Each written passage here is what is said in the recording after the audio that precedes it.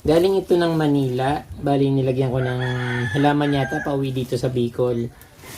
So, ayun. So, dadaling ko sa kapatid ko yung una na ginawa ko. Regalo ko sa iyo. So, ano yan? Nanay ko mga kapromdi.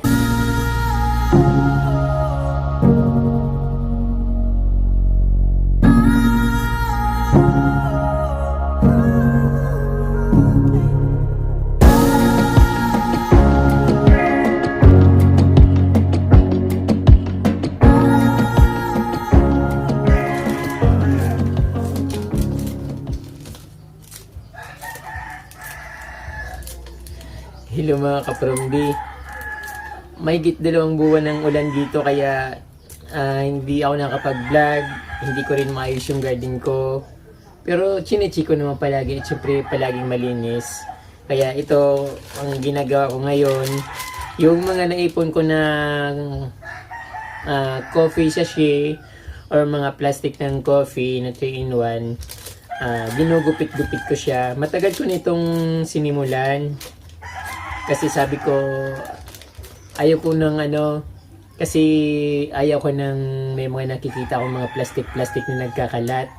So ayaw ko nang dumagdag pa sa mga nakikita ko dyan sa labas. Kaya yung mga plastiko dito, katulad ng coffee sachet, itinatabi ko at ginugupit-gupit ko.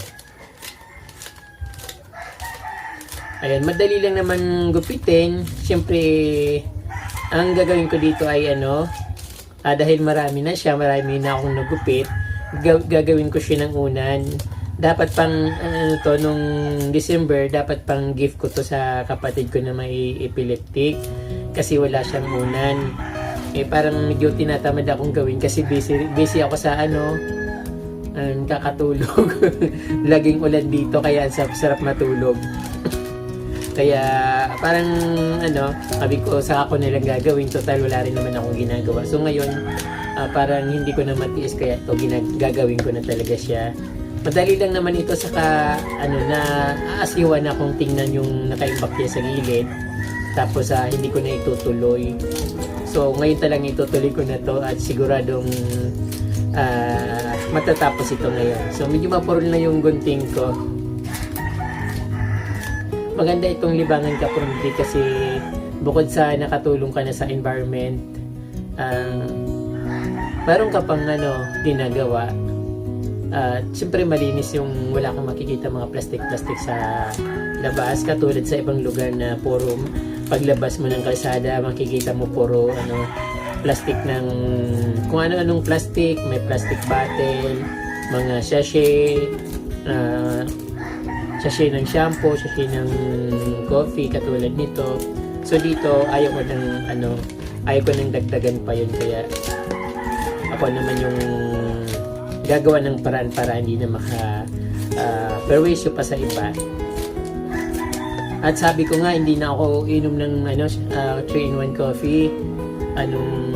Sabi ko nung dumating yung balikbayan box, napakaraming coffee. Kaya lang nung hindi ko na malayan, ubos na pala. So sabi ko, bibili na lang ako ng sa akin. Kaya ngayon, wala akong coffee at bibili ulit muna ako ng 3-in-1 kasi hindi ako makapunta ng bayan. Putol na naman ang tulay since na yung December 18, 3 beses nang naputol yung tulay kasi walang tigil talaga yung ulan dito.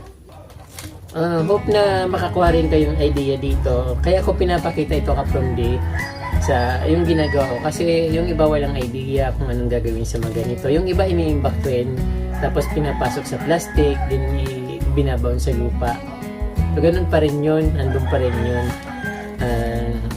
Pag nawasak yung plastic at hindi naman ito masisira-sira kagad, andun pa rin yung mga sachet. Kaya gagawin ko dito, ginugupit-gupit ko. Gagawin ko siyang unan. Yung iba nito sinusunog. Maraming dito sinusunog yung mga ganito. Siyempre hindi na ako gagaya. Alam kong masama rin ito sa environment, lalo yung plastic at sinusunog.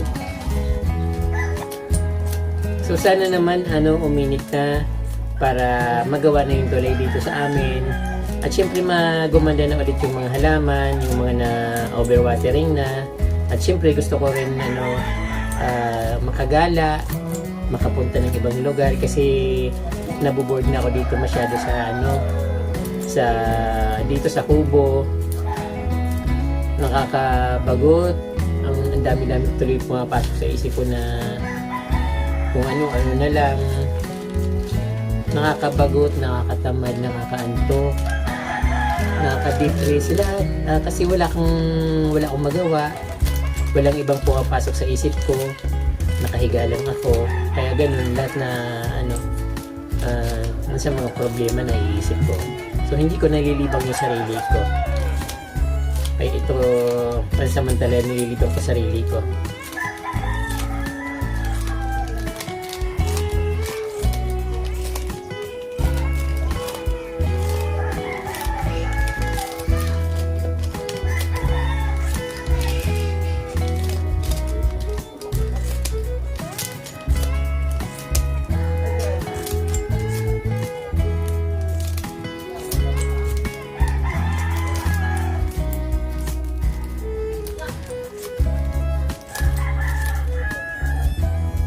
Ayan mga kapramdi, tapos ko nang gupitin yung sachet ng 3-in-1 coffee. So ngayon gagawin ko na siyang unan. Matagal ko na tong pinagtsatsagaan, gupit-gupitin at talaga naman na yung kamay ko, parang nagkakalyo na, tapos minsan na susugat na yung natatanggal yung balat. Pero ngayon so medyo nakaluwag na ng konti dahil tapos na yung ko ginugupit. Ngayon naman kapramdi, lalagay ko naman siya sa ang tawag dun sa pilo, yung pinakabalot, yung pinakaponda ng unan. So ilalagay ko muna siya sa isang eco bag para hindi siya magkalat sa loob, kasi para din sa ponda na pwedeng labahan kapag medyo marumi na. So pag marumi na yung ponda, pwedeng tanggalin yung eco bag na laman yung mga plastic sachet na galing sa coffee. Medyo madilim na yung panahon kasi kanina medyo nagkaroon ng konting araw pero hindi naman natatanggal yung ambon, umambon pa rin. So kaya ngayon medyo madilim na naman ulit at handang-handa na naman yung ulan na bumagsak. So habang nandito naman ako sa kubo ko, ito naman ginagawa ko. Nako, nagkalat. So ito kaprom di medyo pino yung pagkagupit ko dito kasi dati parang nalilibang ako sa paggupit.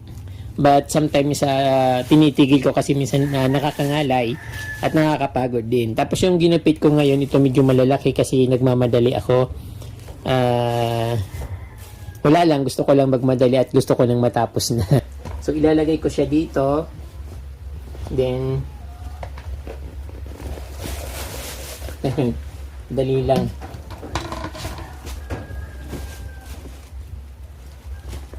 Isang una na ito. At mababawasan na yung kalat ko dito sa loob. Matagal ko na tong ginawa.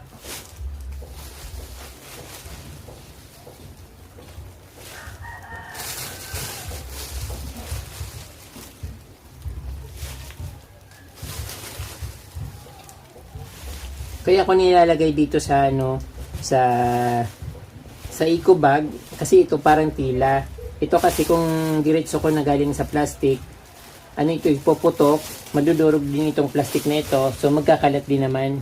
So ang mangyayari, hindi malalabahan yung pag tinanggal ko sa punda para labahan yung punda, magkakalat lang ito kasi yung plastic madudurog.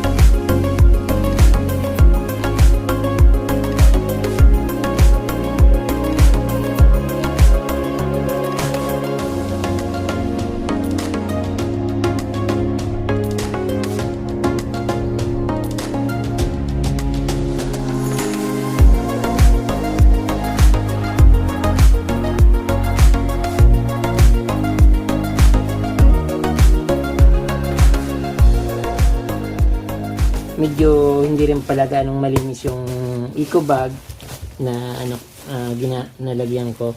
Galing ito ng Manila. Bali nilagyan ko ng halaman yata pauwi dito sa Bicol. So ayun. Sana magkasya. So hindi ko siya tinanggal para pag alis dito sa mismong ponda, madali lang tanggalin. Since na may ponda naman, so okay lang na medyo hindi masyadong malinis ito kasi meron naman itong sapin. Try ko nga na ilagay ko anong itsura niya. Wow, maliit pala yung daanan. Ika lang.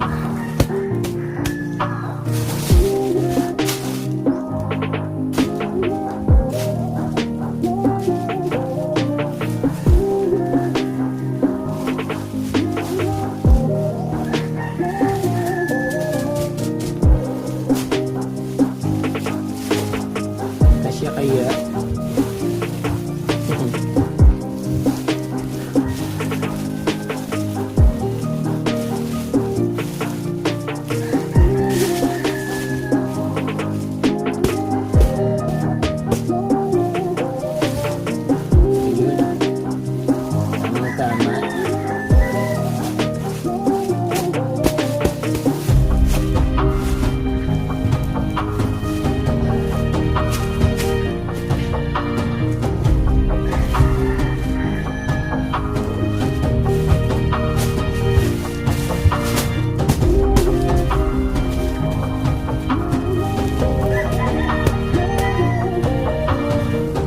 Ito na kaprom, nakakatuwa na mayroon akong nabuo kahit papano. So mayroon akong pang-gift sa kapatid ko na may epileptic. Although binigyan ko naman siya nung mga December. Pero yung ito talaga para sa kanya talaga ito. Kaya lang matagal yung nabuo. So ngayon lang after magpi-February na. So ngayon ko lang ulit na naisipan na tapusin na. Kasi nakikita ko palagi nakatambak yan sa ilalim ng lamisa yung pinagupit-gupit ko ng mga plastic. So ito ngayon at least napakinabangan na.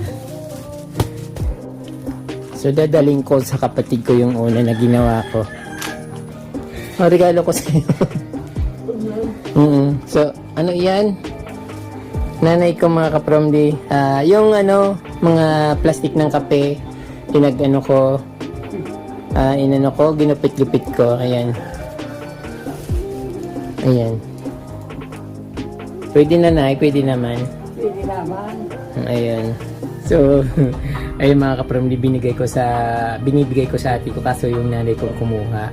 So, pag nagkinuha ng kapatid ko yung mag-aaway sila. But sa kapatid ko talaga yung kaya lang nandun yung nanay ko. So, okay lang nga, gagawa na lang ulit ako para sa kapatid ko. So, ayan po mga kapromdi, maraming pong salamat sa inyong panonood. Huwag niyo kalimutan mag-subscribe at pindutin po yung notification bell para updated po kayo sa aking mga bagong post na videos. Maraming pong salamat at Diyos mabalos.